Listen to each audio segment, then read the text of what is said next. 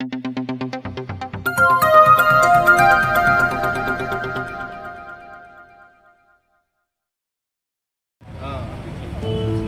मोदी जो असल में ये जो हमारा पीएम है, ये इंतहाई जो है नाकिस जहन का मालिक है। ये मोदी नहीं बल्कि ये मोदी है, यानी ये इंसानियत का दुश्मन है। उसे क्या जरूरत थी कि पार्लियामेंट में 146 एमपीज को कि जिनको సిపిఐ నాయకులు అలాగే జనసమితి నాయకులు ఈ సమావేశానికి ఇచ్చేసినటువంటి డిజిటల్ సమావేశానికి ఇచ్చేసినటువంటి ఇండియా కూటమి నాయకులందరికీ ముందుగా భారత కమ్యూనిస్ట్ పార్టీ వైపు నుంచి మీ అందరికీ రాష్ట్రం తెలియజేసుకుంటున్నాను కాంగ్రెస్. అయితే మొన్న పార్లమెంటు భవనంలో ఒక 6 మంది దుండగులు చేయడం నిజంగా ఈ దేశ ప్రజాస్వామ్యానికి ఒక బిడ్డపెట్టిన లాంటిది. ఈ దాడి ఎందుకు జరిగింది, దీని వెనకాల ఎవరున్నారు, అసలు కేంద్ర ప్రభుత్వం ఏం చేస్తుంది, రక్షణ కోసం ఏం చేస్తుంది, ఈయన మోదీ గారు మాట్లాడితే చెప్పని అంటాడు, పదాధిగా అంటున్నాడు, ఏం చెప్పిన వచ్చి మరి ఒక దాడికి ఎందుకు పసిగట్టలేకపోయాడు, మన వ్యవస్థ ఏం చేస్తుందని చెప్పేసి ఎవరైనా ప్రశ్నిస్తే ఎవరైనా వాళ్ళని ఎదురుగా చేయడము, చివరిగా జీవితంగా వాళ్ళని పూర్తిగా ఈ పార్లమెంట్ కనుక పరిష్కరించడం అనేది నిజంగా వాస్తవం చెప్పాలంటే ఈ గతంలో ఇంతమంది సభ్యులను సత్తావాళ్ళకు ఉన్నప్పటికీ భారతీయ జనతా పార్టీ ఎన్డీఏ కూడా ఓడించడానికి మనం అందరం గతంలో కావాలని చెప్పేసి ఈ మాట్లాడే అవకాశం మీ అందరూ మాట్లాడి ధన్యవాదాలు చేస్తూ ఊహిస్తున్నాం. అజిత్ గారు కూడా మాట్లాడవలసిందిగా కోరుతున్నాను.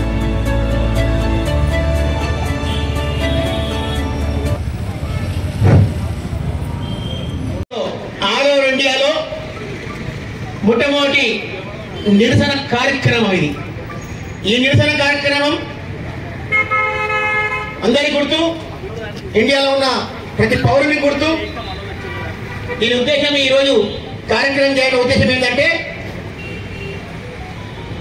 కాంగ్రెస్ పార్టీతో పాటు ఇండియా కూటమిలో ఉన్న అన్ని ప్రతిపక్ష పార్టీలు కూడా, భారతదేశంలో ఉన్న అన్ని రాష్ట్రాలు కూడా ఏకైక నినాదంతో మొన్న ఈ మధ్య జరిగిన అల్లర్లు, వారం రోజుల కింద జరిగిన అల్లర్లు, పార్లమెంటులో అఘాంతకులు చొరబడి పార్లమెంటు భవనంలో స్పీకర్ మాట్లాడే టైంలో మరి అంత పెద్ద రక్షణ కవచం ఉన్న పార్లమెంటులో అఘాంతకులు లోపల చొరబడి స్ప్రే ఉపయోగించి, గ్యాస్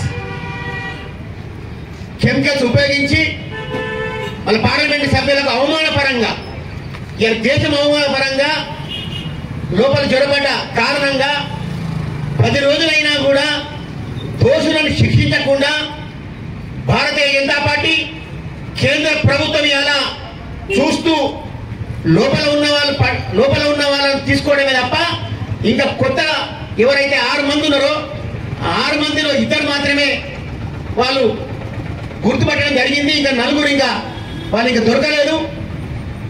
అది ప్రశ్నించడానికి గౌరవ పార్లమెంటు సభ్యుడు మా నాయకుడు రాహుల్ గాంధీ గారు, సోనియా గాంధీ గారు, ఆల్ ఇండియా పార్టీ అధ్యక్షుడు మల్లికార్జున ఖార్గే గారు, వీళ్ళందరూతో పాటు ఇండియా కూటమిలో ఉన్న సిపిఐ, సిపిఎం, జాతీయ పార్టీలు అన్ని,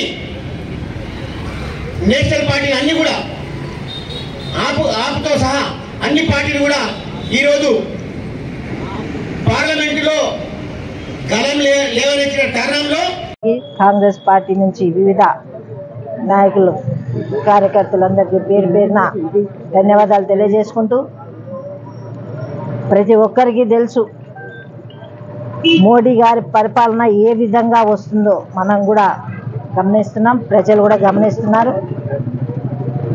మరి పార్లమెంట్, అంత పెద్ద పార్లమెంట్లోనే అనుమతి లేకుండా రావడం అనేది జరగదు. కానీ 6 మంది మరి లోపల రావడం అనేది అది చిన్న విషయం కాదు. మరి పార్లమెంట్కే రక్షణ లేనప్పుడు యావత్ భారతదేశ ప్రజలకు ఎలాంటి రక్షణ ఉంటుంది అనేది గొంతు విప్పి కూటమి నాయకులు మన ఎంపీలు అడిగితే దాన్ని తిరస్కరిస్తూ వాళ్ళని పట్టుకోకుండా అసలు వాళ్ళు రావడానికి వాళ్ళ వెనుక ఉన్న కుట్ర ఏంటిదో కూడా తెలుసుకోకుండా మరి మనకున్న ఎంపీలందరినీ కూడా 146 మందిని సస్పెండ్ చేయడం అనేది ఎంత దుర్మార్గమైన ఆలోచన, ఎంత దుర్మార్గమైన పరిపాలన అనేది ప్రజలందరూ కూడా గమనిస్తున్నారు. ముఖ్యంగా వాళ్ళు చేస్తున్నది ప్రతి ఒక్కటి కూడా రాహుల్ గాంధీ గారి టార్గెటే. ఎప్పటి నుంచో మొదటి నుంచి కూడా ఆయన మాట్లాడితే వ్యంగ్యంగా చేయడం, ఉన్నది బయట పెడితే మరి ఏదో అయిపోతామేమో భయపడి ఏ విధంగా మన చేతుల నుంచి పరిపాలన పోతుందని, మన పదవులు పోతాయని భయమే తప్ప ప్రజలకు చేస్తున్నామా ఏమన్నా చేస్తున్నామా అనేది ఏ కోచాన ఏ రోజు కూడా ఆలోచన చేయలేదు. ఎంతసేపు మతాల మధ్యల భేదాలు, కులాల మధ్య భేదాలు చేసుకుంటూ మరి పరిపాలించడం అని గొప్ప అని అనుకుంటున్నారు. కానీ ఈ రోజుల్లో ప్రజలందరూ చైతన్యవంతులే, ఎవ్వరు కూడా తెలియని విషయం అంటూ లేదు. దేశంలో అరాచకాలు జరిగిన మణిపూర్ ఎగ్జాంపుల్, మణిపూర్లో మరి అక్కడ మహిళలకు అవమానం జరిగితే కూడా పట్టించుకొని పరిపాలించే నాయకులు వీళ్ళు నాయకులేనా? వీళ్ళు దేశ ద్రోహులు అనాలా, రాజకీయ ద్రోహులు అనాలో మరి వాళ్ళకు పెట్టే పేరే లేదు. అంటే ఇంతవరకు ఇలాంటి చేసిన నాయకులు ఎవరు లేరు. ఇంతమంది ప్రధానమంత్రులు అయినరు, మరి ఎంతోమంది ఎన్నో రకాలుగా సేవలు చేసిన వాళ్ళే ఉన్నారు. కానీ ఈ విధంగా ఇష్టం ఉన్న విధంగా ఆడుకుంటున్నారంటే ఈ బీజేపీ పరిపాలనే.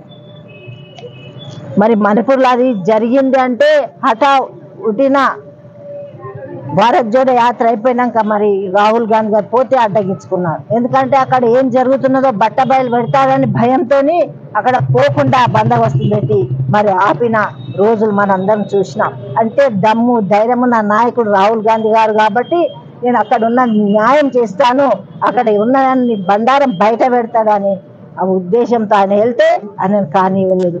ఏ విధంగా అయితే అనగదొక్కాలి మరి పార్లమెంట్లో కూడా సస్పెండ్ చేసి, ఎందుకంటే దానికి ఏమీ లేదు.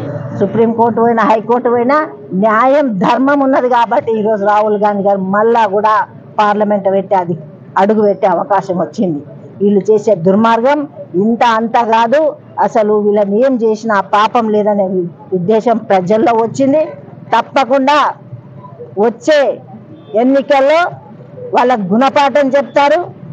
వాళ్ళని మళ్ళా ఎట్లయితే అనగదొక్కాలని నాయకులను ఏ విధంగా అనుకుంటారో ప్రజలను ఈ బీజేపీ నాయకులను అనగదొక్కే కాలం దగ్గరనే ఉండదని తెలియజేసుకుంటూ ముగిస్తున్నాను. జై హింద్, జై కాంగ్రెస్.